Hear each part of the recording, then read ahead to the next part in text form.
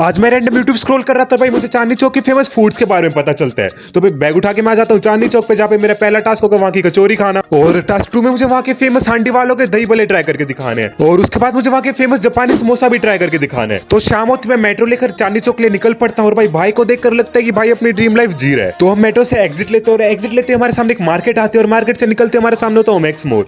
हम ये सब मोह माया छोड़कर हम मेन मार्केट में घुसते हैं, जहाँ पे हमारे सामने आ जाता है जेबी कचौरी वाला। तो मैंने इन अंकल की यूट्यूब पे बहुत सारी वीडियोस देखी थी और भाई मेरा भी मन कर रहा था कि मैं इसे ट्राई करूंगा। तो अंकल को बोलकर भाई इनसे एक हाफ प्लेट ले लेता हूँ। और भाई ये मुझे कॉस्ट करते हैं 40 रुपीज। तो भाई मैं इससे पहली बार टेस्ट करके देखता हूँ।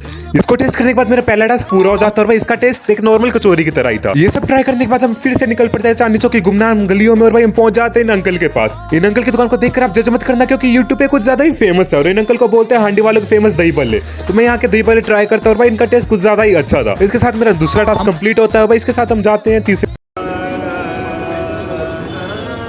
तो ये भैया कुछ ज्यादा सुरीला गा रहे थे और भाई इनका हारमोनियम बजाना भी कुछ ज्यादा ही अच्छा था। इसके बाद मुझे मनोहर ढाबा ढूंढना होता है और भाई ये बच्चा मेरे सामने बैक फ्लिप मार कर गिर जाता है, जिसको देखकर मुझे बुरा भी फील हुआ। तो मैंने सोचा छोड़ो इस बच्चे को, हम जापानी समोसे वाले की दुकान ढूंढते हैं। थोड़ी देर बाद ढूंढने में मुझे हमें दुकान मिल भी जाती है और हम वहाँ पे जाते हैं और अंकल को बोलकर हम 2 प्लेट समोसे लगवा भी लेते हैं। तो समोसे साइज में कुछ ज्यादा ही छोटे थे, हमने सोचा छोड़ो टेस्ट में ज्यादा अच्छे होंगे। तो भाई इसे टेस्ट करके देखते हैं और भाई इसके साथ ही मेरा तीसरा टास्क कंप्लीट होता है। और ये समोसे टेस्ट में एक नॉर्मल पैटीज की तरह था, जिसका साइज कुछ ज्यादा ही छोटा था, इससे ज्यादा कुछ नहीं।